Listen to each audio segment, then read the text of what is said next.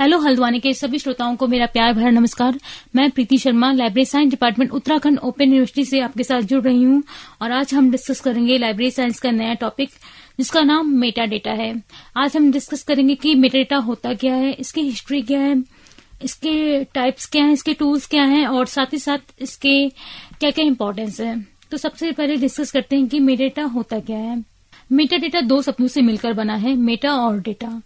तो डेटा की बात करें तो डेटा किसी प्रकार के फैक्ट हो सकते हैं, किसी प्रकार की इन्फॉर्मेशन हो सकती है और वो किसी व्यक्ति के बारे में हो सकती है, किसी वस्तु के बारे में हो सकती है, किसी स्थान के बारे में हो सकती है। और मेटा की बात करें तो मेटा एक ग्रीक शब्द है और जिसका मतलब बियॉन्ड या फिर आफ्टर होता है या फिर इसे फंडामेंटल भी कह सकते हैं कि किसी भी डेटा के बारे में हम उसकी बेसिक इन्फॉर्मेशन जो होती है वो मेटा कहलाती है। और मेटा डेटा मतलब एक प्रकार से किसी भी डेटा के बारे में डिटेल इन्फॉर्मेशन होती है जिससे कि हम उसके बारे में जानकारी प्राप्त कर सकते हैं कि वो डेटा किसके बारे में बता रहा है। और अगर हम डेफिनेशन की बात करें तो मेटा डेटा एक प्रकार का डेटा अबाउट डेटा या फिर इन्फॉर्मेशन अबाउट इन्फॉर्मेशन होती है जो कि विभिन्न प्रकार के सवालों का जवाब देती है। जैसे कि वो सवाल ये भी हो सकते हैं कि purpose of data, creation of data, उसका डेटा का डिस्क्रिप्शन क्या है, टाइम ऑफ डेटा क्रिएशन मतलब कि डेटा को कब क्रिएट किया गया, क्रिएटर ऑफ डेटा यानी कि कौन क्रिएट करने वाला था डेटा का, ऑथर भी हो सकता है वो, या फिर उसकी लोकेशन क्या थी, उस समय कौन से स्टैंडर्ड के द्वारा उसे कलेक्ट किया गया और उसकी जो डेटा का फाइल साइज क्या है, अगर वो डेटा इमेज फॉर्म में है तो वो इसका रेजोल्यूशन क्या है, उसकी डेप्थ क्या है। ये सारी चीजें मेटा डेटा के माध्यम से ही हम इस सवालों के जवाब दे सकते हैं। यानी कि किसी पर्टिकुलर डेटा के बारे में जो भी सवाल हमें मन में आ रहे हैं तो सारे सवालों के जवाब हम मेटा डेटा द्वारा ही प्राप्त करते हैं। और मेटा डेटा मतलब डेटा अबाउट डेटा होती है एक सिंपल, अगर हम डेफिनेशन की बात करें तो हम सिंपल डेफिनेशन में से डेटा अबाउट डेटा या फिर इंफॉर्मेशन अबाउट इंफॉर्मेशन कहते हैं। अगर हम इसे एक एग्जाम्पल के माध्यम से समझने का प्रयास करेंगे कि हम सिंपल एग्जांपल लेते हैं इसके लिए। सपोज दैट हमने एक फोटो मतलब मोबाइल से अपने एक फोटो क्लिक की तो जो फोटो है वो एक डेटा है और जो फोटो से रिलेटेड जो भी डिटेल है, चाहे वो डिटेल उसके साइज की हो सकती है, उसकी लोकेशन की हो सकती है, वो किस फोन से खींचा गया यानी कि इसकी फोन का मतलब फोन किस टाइप का है तो ये उसका एक डिटेल हो सकती है, उसकी फाइल साइज क्या है, उसका रेजोल्यूशन क्या है। तो ये सारी जो डिटेल है वो मेटा डेटा कहलाती हैं और इन्हीं के माध्यम से हम किसी भी मतलब फाइल को सर्च कर सकते हैं। ये डेटा रिट्राइव में भी अहम भूमिका निभाती हैं। और एग्जाम्पल और एक और एग्जाम्पल हम के माध्यम से समझने का प्रयास करेंगे।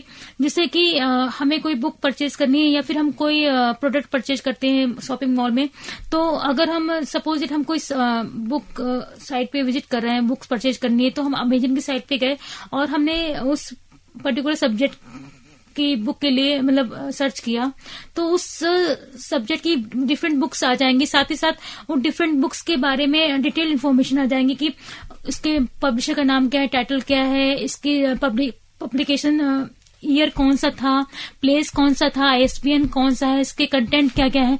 तो इन सारे डिटेल्स के माध्यम से हम अपने डिसीजन को ले सकते हैं कि कौन सी बुक हमें पसंद है और हमें हमारी जो हमारी रिक्वायरमेंट है उन्हें कौन सी बुक मतलब कि पूरा कर रही है हमारी रिक्वायरमेंट्स को।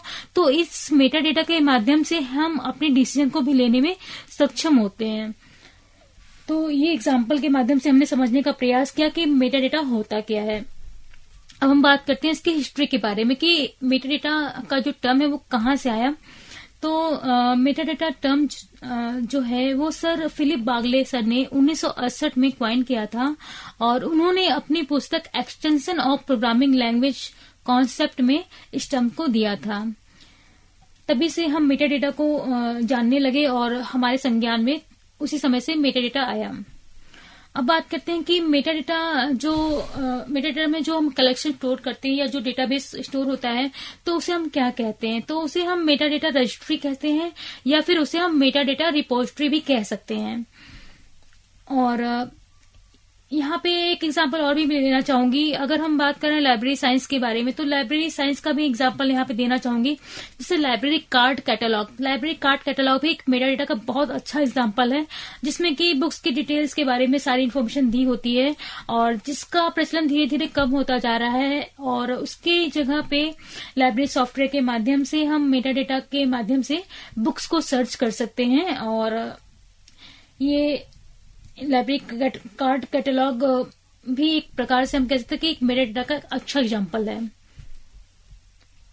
हम बात करते हैं कि टाइप्स ऑफ मेटा की, कि मेटा डेटा के टाइप्स किसने दिए और ये कितने प्रकार के होते हैं। तो सर ब्रैथरन सिंगले सर थे 1994 में, उन्होंने मेटा डेटा को कितने टाइप्स में डिवाइड किया गया। अब हम बात करते हैं टाइप्स ऑफ मेटा डेटा की। तो टाइप्स ऑफ मेटा डेटा मतलब कि किसने दिया और ये कितने टाइप्स में डिवाइड किया गया, तो ये डिस्कस करते हैं। सर ब्रैथरन सिंगले सर ने 1994 में मेटा डेटा के टाइप्स को दिया था, और सर राल्फ किम्बल सर ने इसे 2 भागों में डिवाइड किया गया था, टेक्निकल और बिजनेस मेटा डेटा में। और इसके कुछ समय बाद नेशनल इंफॉर्मेशन स्टैंडर्ड ऑर्गेनाइजेशन यानी कि नीशो ने इसे 3 विभिन्न भागों में डिवाइड किया था, जो कि इस प्रकार हैं: administrative Meta data, descriptive Meta data और स्ट्रक्चरल मेटा डेटा। तो अगर हम बात करें एडमिनिस्ट्रेटिव मेटा डेटा की, तो ये डिफरेंट फाइल्स की साइज के अकॉर्डिंग डिवाइड किया गया है 3 विभिन्न भागों में, जो कि right Meta data, technical Meta data और स्ट्रक्चरल मेटा डेटा के फॉर्म्स में था। तो राइट मेटा डेटा की बात करें अगर हम, तो राइट मेटा डेटा में जो भी हम डेटा कलेक्ट करते हैं वो आईपीआर यानी कि इंटेलेक्चुअल प्रॉपर्टी राइट के रूल्स रेगुलेशन को फॉलो करना चाहिए। यानी कि कोई भी ऑथर हमें क्लेम ना करे कि हमने उसकी इन्फॉर्मेशन को बिना उसके परमिशन से अपने मेटा डेटा में यूज किए। तो ये सारी चीजों को हमें ध्यान में रखते हुए मेटा डेटा को कलेक्ट करना चाहिए। अब बात करते हैं टेक्निकल मेटा डेटा की। तो टेक्निकल मेटा डेटा में जो डेटा की डिटेल होती है, लाइक फॉर्मेट, उसका साइज, उसका जो फाइल साइज है, या फिर हम उसे कैसे रिप्रेजेंट करेंगे, ओपन एक्सेस माध्यम से करेंगे या फिर किसी और माध्यम से करेंगे, तो ये सारी चीजें टेक्निकल मेटा डेटा के अंतर्गत आती हैं। अब बात करते हैं प्रिजर्वेशन की, यानी कि हम उस डेटा को प्रिजर्व कैसे करेंगे, उसे स्टोर कैसे करेंगे, उसे कैसे सेव करेंगे, तो ये प्रिजर्वेशन में आती है। और वो उसे हम विभिन्न माध्यम से प्रिजर्व कर सकते हैं। हम आईपीआर के हम उसे इंस्टीट्यूशनल रिपोजिटरी के माध्यम से प्रिजर्व कर सकते हैं, उसे हम आर्काइव के माध्यम से प्रिजर्व कर सकते हैं, और साथ ही साथ उसके हमें रिसोर्स को भी प्रिजर्व करना होता है। तो ये सारी डिटेल्स जो थी वो एडमिनिस्ट्रेटिव मेटा डेटा के अंतर्गत आती हैं। अब हम बात करते हैं डिस्क्रिप्टिव मेटा डेटा क्या होता है। तो ये दूसरे टाइप के मेटा डेटा के अंदर आता है, और इसका बेसिकली यूज होता है डिस्कवरीज और इन्वेंशंस में। और डिस्कवरीज या रिसर्च की बात करें तो जब भी कोई रिसर्च होती है तो हम उसके प्रीवियस रिसर्च के बारे में भी खोज करते हैं, क्योंकि कोई भी रिसर्च प्रीवियस रिसर्च को रिसर्च के बिना नहीं हो सकती है। तो प्रीवियस सर्च के लिए हमें उसके तह तक जाना होता है, हमें पुराने रिकॉर्ड्स खंगालने होते हैं। तो इन सारी चीजों में भी मेटा डेटा का बहुत इम्पोर्टेंट रोल होता है। और अगर हम कोई प्रीवियस सर्च करते हैं तो उसके डिटेल के बारे में भी हमें जानने की आवश्यकता होती है। वो डेटा कब क्रिएट किया गया, किसने उसे क्रिएट किया, और उस समय कौन सी टेक्नोलॉजी के जरिए उस डेटा को क्रिएट किया गया था, और उसके साइज क्या था। सारी डिटेल्स जो भी हैं वो मेटा डेटा कहलाती हैं। और जो प्रीवियस इंफॉर्मेशन होती है, प्रीवियस रिसर्चेस होती हैं, तो उनको भी रिट्राइव करने के लिए मेटा डेटा बहुत महत्वपूर्ण भूमिका निभाता है। और अगर हम बात करें डिस्क्रिप्टिव मेटा डेटा की, तो ये एक प्रकार की एक्चुअल इन्फॉर्मेशन होती है, यानी कि यूनिक इन्फॉर्मेशन होती है। ये टाइटल भी हो सकता है, और लोकेशन भी हो सकती है, क्रिएटर का नाम भी हो सकता है, और साथ ही साथ इसका फाइल का साइज क्या है, स्टैंडर्ड क्या है, ये सारी चीजें इसके अंतर्गत आती हैं। अब हम बात करते हैं स्ट्रक्चरल मेटा डेटा की। तो अब अगर बात करें स्ट्रक्चरल मेटा डेटा की, तो एक प्रकार से हम ये कह सकते हैं कि ये हम जैसे हमारी जो डेटा या इन्फॉर्मेशन होती है वो विभिन्न प्रकार की कैटेगरी में हम उसे डिवाइड करते हैं कि हमारा जो कंटेंट है, यानी कि जो हमारा टेक्स्ट मेटाडेटा इधर है, इमेज मेटाडेटा एक कैटेगरीज में आएगा, और हमारा ग्राफिक बेस्ड जो मेटाडेटा है वो अलग कैटेगरी में आएगा, जो हमारा ऑडियो वीडियो मेटाडेटा है वो अलग कैटेगरीज में आएगा। तो ये अलग अलग कैटेगरीज में हम जो डिवाइड करते हैं वही हमारा स्ट्रक्चरल मेटाडेटा कहलाता है, और हम इसे विभिन्न मॉडल के माध्यम से भी कैटेगराइज कर सकते हैं। और अगर हम एग्जांपल की बात करें तो जैसे लाइब्रेरी कार्ड कैटलॉग को हम किस माध्यम में स्टोर करते हैं, किस कैटेगरीज में उसे हम स्टोर करते हैं, तो हम कैटलॉग कार्ड कैबिनेट के माध्यम से हम उसे स्टोर करते हैं। तो ये एक प्रकार का एग्जांपल है स्ट्रक्चरल मेटाडेटा का। तो हम मेटाडेटा को डिफरेंट कैटेगरीज में स्टोर करते हैं, तो उन कैटेगरीज को हम अलग अलग मॉडल के माध्यम से बनाते हैं, तो यही हमारा स्ट्रक्चरल मेटाडेटा कहलाता है। और जिसका एग्जांपल मैंने अभी डिस्कस किया कि लाइब्रेरी कार्ड कैटलॉग को हम कैटलॉग कार्ड कैबिनेट में स्टोर करते हैं, तो वो एक प्रकार का स्ट्रक्चरल मेटाडेटा का एग्जांपल है। अब हम बात करते हैं कि इसके टूल्स कौन कौन से हैं जिनके माध्यम से हम मेटाडेटा को कलेक्ट करते हैं, उसे स्टोर करते हैं, उसे प्रिजर्व करते हैं।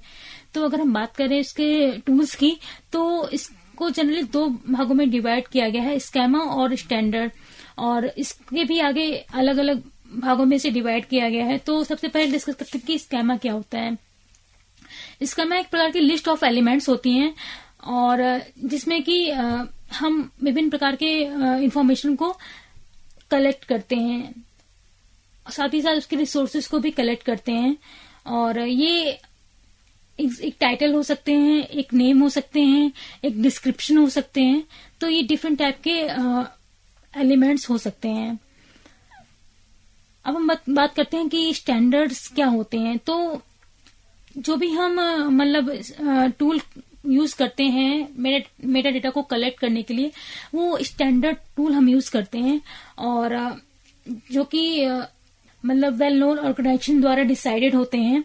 और ये जनरली 3 टाइप के होते हैं: content standard, data value standard और स्ट्रक्चरल स्टैंडर्ड। तो सबसे पहले डिस्कस करते हैं कि कंटेंट स्टैंडर्ड क्या होता है।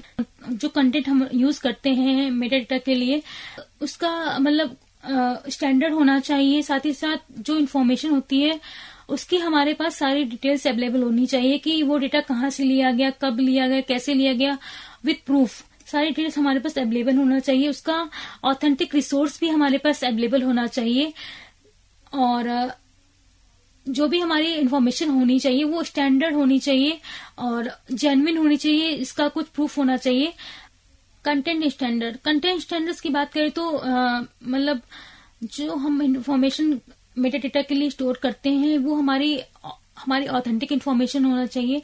साथ ही साथ उसका प्रूफ भी होना चाहिए, उसके रिसोर्सेज का, कि ये इन्फॉर्मेशन हमने कहाँ से ली, कब ली, कैसे ली, और उसके साथ हम उसके सोर्स को भी हमारे पास अवेलेबल होना चाहिए। तो ये सारी चीजों को हमें फॉलो करना चाहिए मेटाडेटा को कलेक्ट करने के लिए। अब हम बात करते हैं डेटा वैल्यू स्टैंडर्ड्स की। तो डेटा वैल्यू जो हम लोग इन्फॉर्मेशन कलेक्ट करते हैं, कंटेंट जो हमारा होता है, उसका हमारे पास स्टैंडर्ड डिसाइड किया गया है, जो कि विभिन्न ऑर्गेनाइजेशन द्वारा डिसाइड किया गया है, जो कि इस प्रकार है। पहले तो कंट्रोल वोकेबलरी के माध्यम से भी हम अपने स्टैंडर्ड को डिसाइड कर सकते हैं, जैसे कि library of Congress subject heading एक बहुत अच्छा कंट्रोल वोकेबलरी का एग्जाम्पल है। थिसारस भी एक अच्छा एग्जाम्पल है, जिससे के माध्यम से हम अपने डेटा को एक स्टैंडर्ड टर्म दे सकते हैं।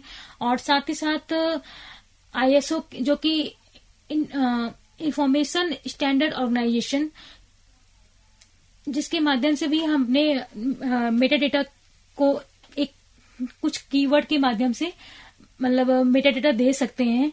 तो ये सारी चीजें हैं डेटा वैल्यू के स्टैंडर्ड्स के अंतर्गत आती हैं, और विभिन्न इंफॉर्मेशन स्टैंडर्ड ऑर्गेनाइजेशन के माध्यम से हम अपने मेटाडेटा को कीवर्ड्स प्रदान कर सकते हैं, जो कि डेटा माइग्रेशन में एक महत्वपूर्ण भूमिका निभाती हैं। अब हम बात करते हैं इसके ही नेक्स्ट पॉइंट के बारे में, जिसका नाम है डेटा स्ट्रक्चर एंड स्टैंडर्ड।